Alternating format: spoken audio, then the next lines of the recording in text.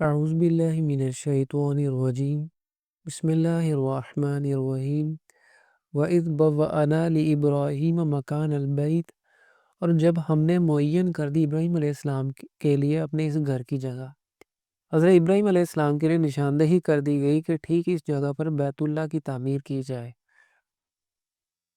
اللہ تشرک be شیئا وطاہر بیتی للطائفین والقائمین ورکع السجود، اور حکم دیا کہ میرے ساتھ کسی چیز کو شریک نہ کرنا اور میرے اس گھر کو پاک رکھنا طواف کرنے والوں کے لیے اور قیام، رکوع اور سجدہ کرنے والوں کے لیے۔ وَأَذِّن فِي النَّاسِ بِالْحَجِّ، اور لوگوں میں حج کی منادی کر دو۔ یَأْتُوکَ رِجَالٌ وَعَلَىٰ كُلِّ ضَامِرٍ یَأْتِینَ مِنْ كُلِّ فَجٍّ عَمِیقٍ، آئیں گے آپ علیہ السلام کے پاس لوگ پیدل بھی اور بڑی لاغر اونٹنیوں پر بھی، جو پہنچیں گی دور دراز گہری وادیوں میں سے ہو کر۔ پہاڑوں کے درمیان کے راستے کو فج کہتے ہیں۔ اس سے مکہ کی مضافاتی وادیوں اور گھاٹیوں کی طرف اشارہ ہے کہ آپ علیہ السلام کی اس دعوت پر لبیک کہتے ہوئے دور نزدیک سے لوگ آئیں گے۔ ان میں پیدل بھی ہوں گے اور سوار بھی۔ وہ دور نزدیک کے گہرے پہاڑی راستوں کو عبور کرتے ہوئے یہاں پہنچیں گے۔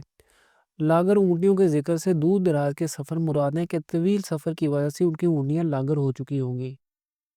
لیشہدوا منافع لہم، تاکہ وہ حاضر ہوں اپنی منفعت کی جگہوں پر۔ وَيَذْكُرُوا اسْمَ اللَّهِ فِي أَيَّامٍ مَّعْلُومَاتٍ عَلَىٰ مَا رَزَقَهُم مِّن بَہِیمَةِ الْأَنْعَامِ، اور اللہ کا نام لے معین دنوں میں ان مویشیوں پر جو اس نے انہیں عطا کیے ہیں۔ ایام معلومات سے مراد قربانی 10، 11 اور 12 ذو الحجہ کے دن ہے، یعنی ایام نحر میں وہ لوگ اللہ کا نام لے کر جانور ذبح کریں۔ فَكُلُوا مِنْهَا وَأَطْعِمُوا الْبَائِسَ الْفَقِيرَ، تو اس میں سے خود بھی کھاؤ اور خستہ حال محتاجوں کو بھی کھلاؤ۔ ثُمَّ لِيَقْضُوا تَفَثَهُمْ، پھر چاہیے کہ وہ دور کرے اپنی میل کچیل۔ اس سے حرام کھول کر نہانا دھونا مراد ہے۔ حج کرنے والوں کے لیے 10 ذو الحجہ کے دن 4 افعال ضروری ہیں، یعنی رمی، نہر، حلق اور طواف۔ نہر اور حلق کے بعد احرام کھولو، پھر نہا دھو کر صاف لباس پہنو اور طواف زیارت کے لیے جاؤ۔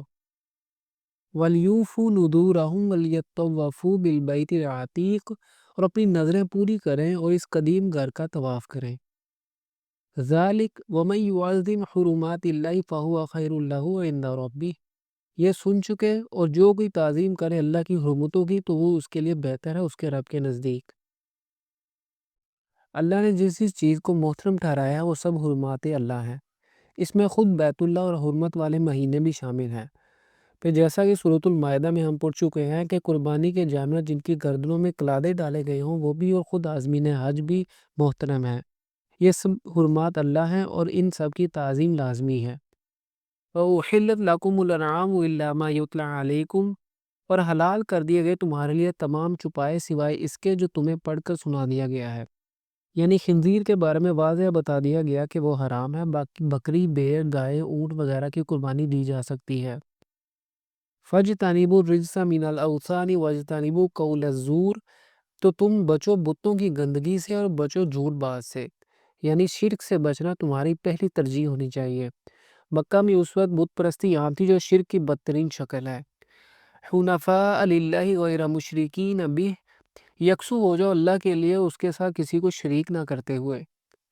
وَمَن یشرک بِاللَّهِ فَکَأَنَّمَا خَرَّ مِنَ السَّمَاءِ، اور جو کوئی اللہ کے ساتھ شرک کرے گا تو وہ ایسے ہے جیسے آسمان سے گر پڑا۔ فَتَخْطَفُهُ الطَّيْرُ أَوْ تَهْوِي بِهِ الرِّيحُ فِي مَكَانٍ سَحِیقٍ، تو اسے پرندے اچک لیں یا ہوا اڑا پھینکے کسی دور دراز جگہ پر۔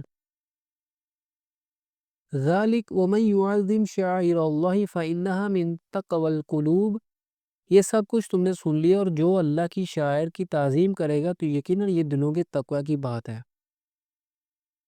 لَکُمْ فِیہا مَنَافِعُ إِلیٰ أَجَلٍ مُّسَمًّى، تمہارے لیے ان قربانی کے جانوروں میں نفع ہے ایک وقت معین تک، یعنی قربانی کے جانوروں سے فائدہ اٹھانے کی اجازت ہے۔ مثلا ان پر سواری کی جا سکتی ہے، ان کی اون وغیرہ کو استعمال میں لایا جا سکتا ہے، دودھ پیا جا سکتا ہے، اور اس طرح کے دوسرے فوائد بھی حاصل کیے جا سکتے ہیں۔ ثم محلوها إلى البيت العتیق، پھر ان کی اصل منزل یہ قدیم گھر ہی ہے، یعنی پھر قربانی کے دن ان جانوروں کو لے جا کر بیت اللہ میں پیش کرنا ہے۔ اصل منہر یعنی قربان گاہ تو بیت اللہ ہی ہے، مگر اسے منع تک وسعت دے دی گئی ہے۔